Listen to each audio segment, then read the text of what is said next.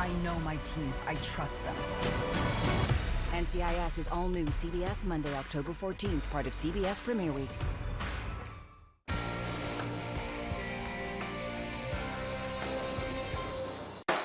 Are you ready for this week's forecast? Tune in to find out about our sizzling temp outlook and when raindrops may enter the picture.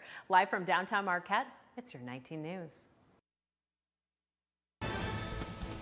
Good evening, everyone. I'm Kevin Hodge. Tonight on your WZMQ 19 News, we're learning more about the apparent assassination attempt against former President Trump in what he faced yesterday when a man in his late 50s camped out at his golf course with a rifle. We'll have the latest. Plus, we take a closer look at what Marquette County is looking to include in their upcoming budget for the fiscal year. And the president of Bay College outlines how they plan to continue growing and providing a better and better education for their students. Your 19 News at 11 starts now. Live from the UP, this is WZMQ 19 News at 11. Man, oh man, you faced a hot one today, Air. I'm glad we're not still in the 80s, that's for sure. But I'm sure there's a lot of people out there that probably don't feel the same as me, though. Woman, oh woman, look at this aurora. Forget those temperatures we saw today. This is actually a shot from this evening, courtesy of Ken Baynard out in Ishpeming. I'm not sure if it's from his porch or where exactly. However, we've got clear skies, mostly clear conditions for the rest of the night here in Marquette. We could have a few clouds out there. Those temperatures are dropping down. We've got around 68 though here in Marquette. We'll expect them to be in that 50 to 65 degree range this evening. We'll talk about the sweaty days that are ahead, as well as when we could see rain again. All right, thanks, Air. New court documents in the apparent assassination attempt on former President Donald Trump say cell phone data show the armed suspect camped outside the golf course for nearly 12 hours on Sunday before his arrest miles away. Manuel Bojorquez reports from West Palm Beach. Yep. You want to go with Keep walking! Newly released body camera footage shows the arrest of suspected gunman Ryan Wesley Routh on Interstate 95 after authorities say he attempted to assassinate former President Donald Trump. The subject, who did not have line of sight to the former president, fled the scene. He did not fire or get off any shots. Routh appeared in court Monday facing federal weapons charges in connection with Sunday's incident at Trump's West Palm Beach golf course. A U.S. Secret Service agent walking the golf course perimeter saw what appeared to be a rifle poking out of the tree line. After the agent fired a service weapon in the direction of the rifle, a witness saw a man later identified as Ralph fleeing the area in the tree line. At the time, Trump was playing golf at the club near the 5th and 6th holes and was between 300 and 500 yards away from the suspect on the other side of a chain-link fence. Law enforcement sources say Ralph's car and license plate were photographed by someone who alerted police, leading to his arrest nearly 50 miles away.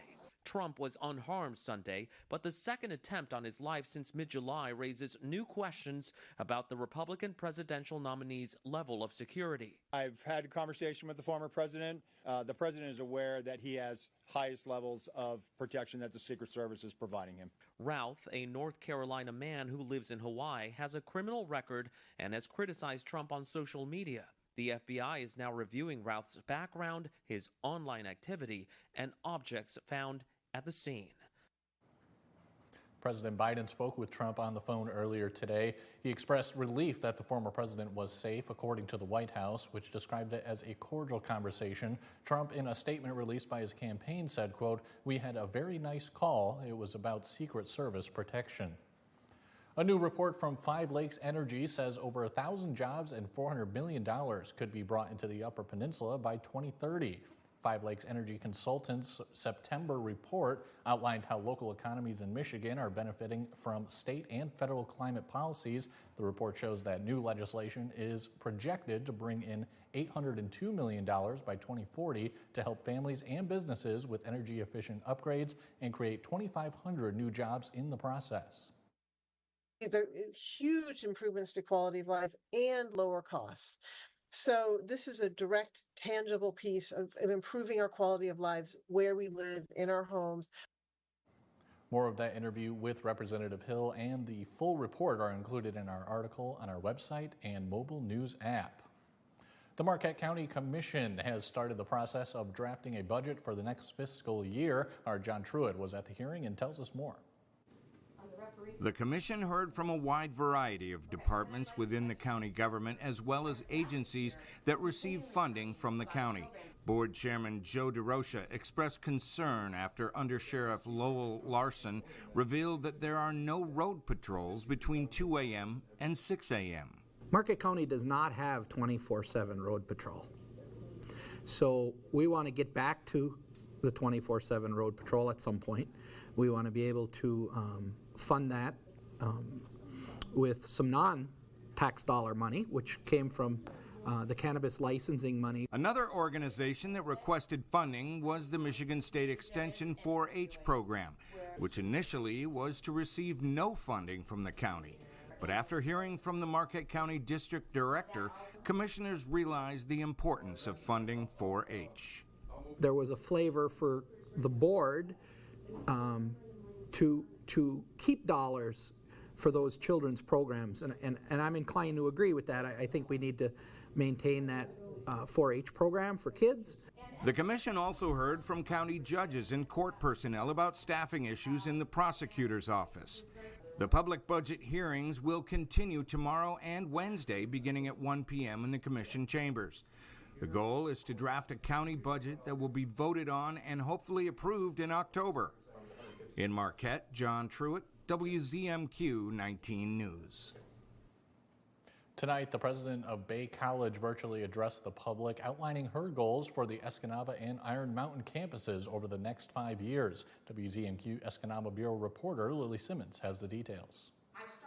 Since taking on the title of president in the summer of 2023, Dr. Narita Hughes and a strategic planning team have been developing 5 strategic pillars for Bay College. The first being to amplify institutional value and brand identity. The first thing that I kept hearing was, oh, Bay College, oh my God, you all are the best kept secret. I don't want to be the best kept secret. I don't want it to be, I stumbled across you. I want to be the place that people call. Secondly, Dr. Hughes wants to create a holistic experience for students by streamlining each step they're expected to take. This is going to help us make it more cohesive so that to the time that they register, to the time that they show up into one of the faculty members' classes, that experience should be very smooth. She also wants to make things smoother for faculty and staff, focusing on care and well-being through efficiency, flexibility, and opportunity. What I always heard when I first got here is we've always done it this way. You almost have to unlearn, change, and then relearn. How do we shift that institutional culture? Dr. Hughes also highlighted Bay's role in growing the local workforce by building industry-responsive partnerships. Business and industry, you all have the demand. Guess what? We're the supply, right? So how do we look at some of our curriculum that could be changed to align with industry so then we have more a cohesive way of how we're working back and forth with our key constituents. Finally, she addressed the need to adopt technology that will keep Bay moving forward. Dr. Hughes believes these strategic pillars are the keys to maintaining Bay's role as the community's college. We're going to continue to listen and lead. We're going to set specific, measurable, attainable, realistic, timely, inclusive, and equitable goals. Changing the campus culture is a marathon, not a sprint. Lily Simmons, WZMQ 19 News, Escanaba. Downtown Iron Mountain is all set to celebrate its 10th annual Oktoberfest next Saturday. The Iron Mountain DDA is pulling out all the stops for this year's special milestone. Members of the First National Bank and Trust are donning their lederhosen and aiming to participate in the fun and games. The First National Bank and other local sponsors are bringing back popular events like Hammerschlagen, a nail driving contest that's become a festival favorite. The new event coordinator for the downtown says there will be a variety of live bands, family-friendly activities, and more. The Daydreamers Backstage Pass and 6 Guns Loaded. We also have returning the children's area from 12 until 5 p.m. Returning this year again is the popular men and women stein holding competition. Admission is $10 for adults, and kids 12 and under get in for free. Coming up next, residents near Houston, Texas are being evacuated and ordered to shelter in place after a natural gas pipeline exploded today. And we're taking a look at the current state of the housing market, why right now it's a pain for home buyers across the country. We're back in 2 minutes. Amy Doyle reports at 6 and 11 on WZMQ 19 News. What's happening in Washington affects you directly here in the Upper Peninsula. I'm Rachel Knapp. And I'm Brendan Scanlon. We track the issues and positions of the elected lawmakers you send to Washington. We're on Capitol Hill every day reporting on what you care about most. Education, your money, student loans, healthcare, safety, and privacy. Coverage you can count on live from our bureau in America's capital. Only here on WZMQ 19 News. John's Auto has been voted the #1 dealer to buy pre-owned vehicle for longer than I've been alive. If you're looking for a vehicle, Or if you're looking for someone to help with your current car, or if you need to get yours looking like new again, come see us at John's Auto Sales and Service, Marquette. This week on The Late Show, Colbert's got Anderson Cooper, Rachel Maddow, Jeremy Strong, and music from Sting. New this week on CBS. I'm Melissa Slotkin, and I'm running to be your next U.S. Senator. My life in public service started on 9/11. I joined the CIA and served 3 tours in Iraq alongside our military. I came back to work in the White House for 2 presidents, 1 Democrat, 1 Republican, serving whoever was my commander-in-chief. For me, service is not about partisanship. It's about doing what's right to protect our country. I approve this message because I refuse to let politics split us apart. When we work together, there's no problem we can't solve. Buckles Party Store. It's where the party starts in Calumet with an awesome beer selection featuring domestic, foreign, and craft brewed beer, a great selection of wine, just about any kind of liquor you want, and a great range of tobacco products. Buckles Party Store in Calumet. It's where the party starts for everyone. Is your parents' car sounding funny? Do you hear any clunks, rattles, squeaks, or leaks? tell them to call John's Auto Service Department for fast, friendly, and affordable service. Come see us at John's Auto Sales and Service, Marquette. Now, award-winning WZMQ 19 First Warning Weather with Air Stasic. Man, an award-winning sunset. This was just the other night. Thank you, Bordeaux, for sharing that. If you've got any shots that you would like to share, please send them my way. You can find me on Facebook at Air Stasic or send them here to the station. So today, we actually broke a record high. Previous record was 82 degrees, which we hit back in 2018 as well as 2017. And then today, we saw 86 degrees. It sure felt like that, didn't it, folks? We're actually 19 degrees above our normal temperature for this day, which is usually around 67. I don't know about you, but I definitely dig those 60s, and I am kind of missing them. However, right now, Marquette is around 68 degrees. We do have some 70s out there, but overnight, we are expecting those temperatures to drop down just a smidge, possibly, although Eagle Harbor, look at that, around 72 degrees. And then, yes, we do have some chances, again, of the aurora. If you caught my first weather shot there, Ken Baynard sent in a photo from this evening from Ishpeming with lights all over the city and still could see those greens and blues out there. So you might have some good luck. 5.67 is that KP index at around 11 p.m. It'll drop down to around 5 at 2 a.m., but mostly clear skies. That rain has slowed down this evening. And just a reminder, it is peak bird migration time until October 6th. So if you have any lights on at night from basically 11 p.m. to 6 a.m., if you could just maybe eliminate having them on or shield them, or use yellow/red kind of warmth for those lights, that would be great as well, because those songbirds get very confused when there's light out and it's nighttime, and they lose their sense of direction, believe it or not.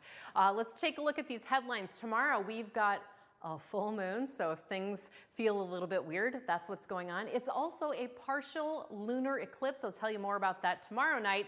And then temperature trend, we've talked about this. We are above normal not only this week, my friends, but next week as well. It's going to be a spicy September, not just pumpkin spice, spicy temperatures. Rain chances, we could see those returning on Friday, possibly this weekend as well. I've got the outlook on that with your 7-day in just a minute, but we've got fairly clear skies like we talked about, maybe some cloud coverage over in Ontonagon around 2 a.m. when the KP index will drop down to around 5, but overall, Really nice, dry, mostly sunny skies. Should be a great week for the social district, unless we do have those chances of rain returning there on our Friday. So let's take a look with our 7-day for Marquette. Maybe some breezes up to 15 miles an hour, still in those 80s. We'll dip down, and here's where we can see those showers here in Marquette on Friday. We'll take a look at what's happening in Escanaba in 15 minutes.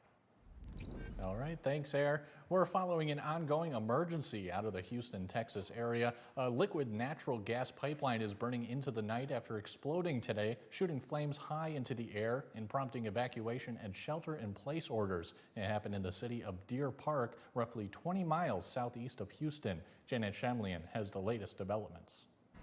A raging pillar of fire spewing from the ground. People all over Houston are able to see the smoke and the flames from a distance. A liquid natural gas pipeline explosion lighting the sky just a couple hundred feet from a neighborhood in Deer Park, Texas, near Houston. Talk about what it feels like out here right now. Tense, stressful. A tornado of smoke, a children's playground burning, the radiating heat enough to set the closest homes ablaze. I understand we're by the refineries and the pipelines, but I never expected it to be this bad. I'm still kind of like, I'm shocked. I might even have to get a hotel tonight due to this explosion. It's now been several hours since this fire started. It's still going strong. More fire departments have arrived here. They're hosing down the homes in an effort to save them. Mandatory evacuations for dozens. Others were told to shelter in place. At one point, almost 1,000 customers were without power as temperatures soared into the mid-90s. This area has 12 companies operating pipelines within the neighborhood. There were a lot of people saying that apparently the fire started due to a car that hit the pipeline. There is a possibility. Tonight, the pipeline has been shut down, but it will be hours before the natural gas inside of it burns itself out. It's just devastating just to see this in the back of my yard. The pipeline is still on fire, and it's about one of a dozen pipelines in the neighborhood.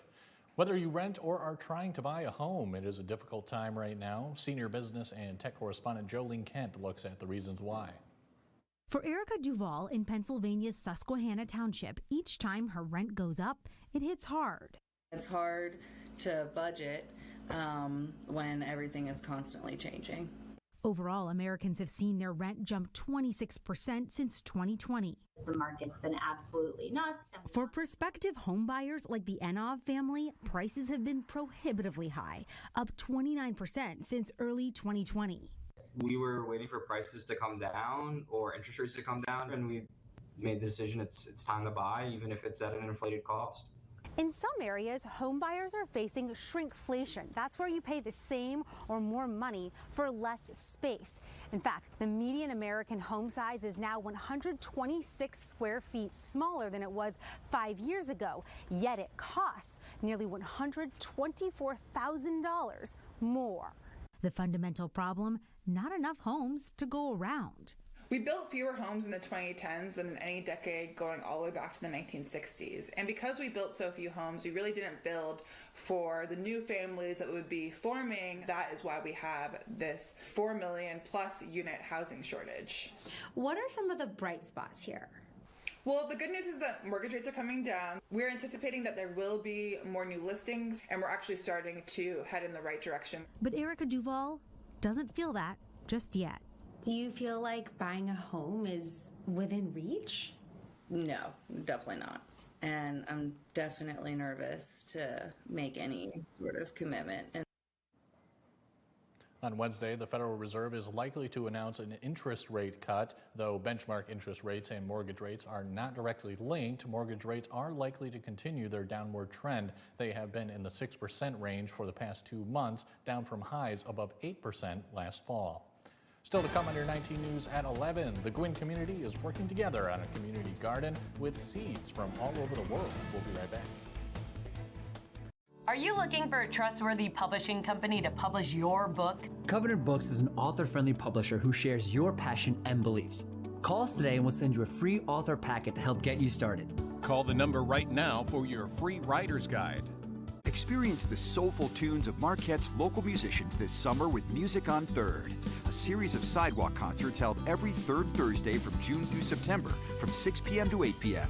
3rd Street in Marquette's downtown district comes alive with the eclectic sounds of talented artists, providing the perfect backdrop for an evening of exploration and entertainment. Join the community in celebrating the vibrant culture of Marquette. Music on 3rd is sponsored by Flagstar Bank and WZMQ 19.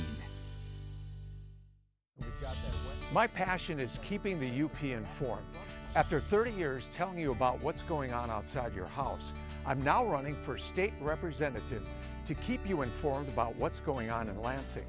We deserve a representative who will listen, learn, and lead on the issues that matter for the UP. I'll always put Peninsula over politics. With your vote, I'll work with anyone and everyone to bring clearer skies for Upper Peninsula families. It's been said you shouldn't mess with a good thing, but when you get behind the wheel of the 2024 Toyota Tacoma, you'll know why we did. We took the best-selling truck in its class the past 19 years and made it better with trail-dominating power, legendary capability, and high-end performance. This Tacoma is built for fun, inside and out. Now it's your turn. Get 5.99 APR financing on a new 24 Tacoma, or lease one now for $319 a month. Toyota, let's go places. Pure Outdoor is the first program dedicated to increasingly popular outdoor and eco sports. Journey to the world's most exotic, breathtaking locations. Pure Outdoor. You're watching WZMQ 19 News, live and local, with Kevin Hodge. Welcome back, everyone. And most robots are powered by batteries, but researchers are taking inspiration from people and animals to build the world's first robotic leg that moves with artificial muscles. Tina Kraus has the story from London. Robot engineers strive for their creations to mimic human movements. And scientists say they're a step closer to hitting the mortal mark with this new contraption. A robotic leg that runs not on electronic motors, but artificial muscles. Researchers in Switzerland are using plastic bags filled with oil and covered by black conductive electrodes on the sides. When an electric charge is applied, electrodes attract each other because of static electricity, pushing the oil to one side and shortening the bag, simulating muscle movements. Antagonistic, just like our biceps and triceps, they work against each other. If the biceps contracts, the triceps stretches, and the other way around, the bicep stretches when the triceps contracts. Experts say artificial muscles are more energy efficient than robots that depend on motors, and the technology allows bots to jump high and move quickly without the need for complex sensors. This naturally leads to new inventions in terms of anthropomorphic hands that can be operated in dangerous tasks. Researchers envision a future where rescue robots equipped with electrohydraulic muscles are deployed to quake zones and other disaster sites to maneuver tough terrain. For now, with testing still in its early stages, they're proud to have a leg up in the race to revamp robotics. Investment bank Goldman Sachs projects the global market for humanoid robots will reach $38 billion by 2035. A group of organizations in Gwyn are working together to help improve food quality in their hometown and all over the UP. WZMQ reporter Samuel McKnight spoke to the volunteers sowing the seeds of sustainable gardening. We started to collect seeds. Last year I collected approximately 150,000 seeds, so that became the Gwyn Seed Bank. This year's goal is 500,000 seeds. The Gwyn Seed Bank and Library have spent the last 3 years gathering and cataloging seeds from all over the United States and the world. We have seeds, melon seeds from Japan, we have them from Saskatchewan, we have them from Russia, and then a selection of seeds from Montana all the way over to New England. Now a selection of the seeds are growing in 6 different gardens around the community, which the Gwyn Lions Club helped build and maintain. A couple of the primary goals of the Lions Club is nutrition and diabetes, and fresh fruits and vegetables obviously are great for both of those. While all the seeds have been stored, much of the food grown from the gardens like melons, squash, and tomatoes have been donated to food banks throughout the summer to be given to people who can't afford fresh fruits and vegetables. It's about sustainability and good nutrition. If you can't receive proper nutrition, you can't think, you can't produce. You need good nutrition in order to survive and strive, and that's really what we try to do here. But there's more to the gardens than just the seeds. Finley has also been working on a special organic fertilizer that he cultivates himself. He says it improves both the flavor and the nutrients in the produce. That biology going into the soil is what cooperates between nutrient availability and root systems. And it's like putting a grocery store in the ground. The organizations hope that in the future they'll be able to spread the knowledge and means to grow more gardens in other communities. We're hoping that would spread all over the UP and really everywhere. Sammy McKnight, WZMQ 19 News, Gwynn. Marquette Senior High School unveiled some new art in honor of its new mascot. A new mural featuring the school's logo has been painted on the wall by the main entrance. The mural also includes imagery inspired by Marquette landmarks and natural environment. The artist says she began before Labor Day and wanted to get the mural done in time for the school year. She also says she hopes the mural inspires school spirit with the new logo. The mural kind of brings a sense of, awe and a sense of community, I think. So sort of the rebranding and starting fresh, and who doesn't like art on the wall? The mural is the first major artwork involving the new mascot since the school's rebranding last year. New York City has a new stage in an unlikely place, a vacant newsstand in the subway. Bradley Blackburn takes us there and explains why it's part of a mission to put empty storefronts to good use. There's not much that can slow the motion in a New York City subway station, but live music stops many in their tracks. Deep underground, this is a dedicated stage with a custom painted backdrop built in a space that was once a newsstand. When someone comes up the stairs, boom, sound booth is right there. Musician Gabriel Aldort says it's a perfect place to play. Just getting people to snap out of their day-to-day, you know? For decades, newsstands have helped people pass the time with reading material, but they've struggled in recent years as habits change. The issues with retail in the subway mirror what's happening at storefronts above ground and across the country.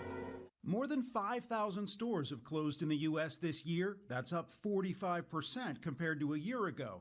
Filling empty retail space can take time. It's why former teacher Barbara Anderson created Art on the Ave in New York, the nonprofit organization behind this subway stage. I had noticed the vacancies even before the pandemic, but when the pandemic happened, it really became sort of dire. They've turned other empty storefronts into temporary galleries, touching more than 90 sites throughout the city. Art and music to turn what could be blight into a bright moment. They just feel better about whatever's going on in their life. And as business models change, still keep spaces alive. New York subway system has offered 30 vacant retail spaces to arts and cultural groups rent-free. And I, for one, am thankful we're cooling off for the night. Too hot for me today, everybody. Air lets us know what we can expect in the future with the outlook coming up next. And an Estonian man is making headlines by traveling from Asia to Europe, but he didn't do it on the ground. We'll check out his daring stunt when we come back.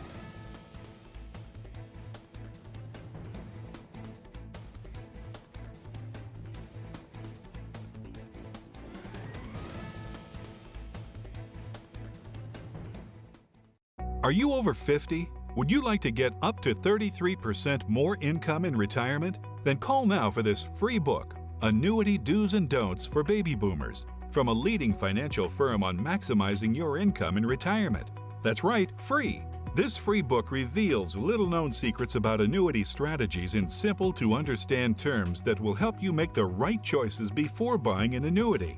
And it's free. Call right now for your free book, and as a bonus, we'll also throw in a free annuity rate report.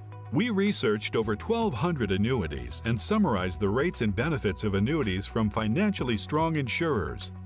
Again, that's Annuity Do's and Don'ts for Baby Boomers and a free annuity rate report, both absolutely free for calling Annuity General today.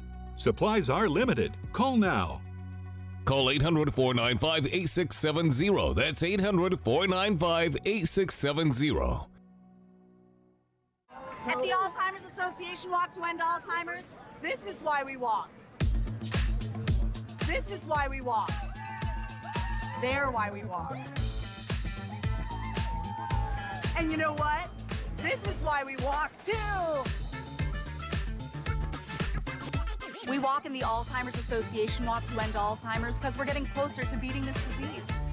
But to get there, we need you. Join us. Hey! A world at your fingertips gives you the advantage. Scan this right now. Weather, local news, community events, amazing video. It's cool. It's all yours. It's free. And it's on demand. Do it. Download the app from 19 News. Now you know.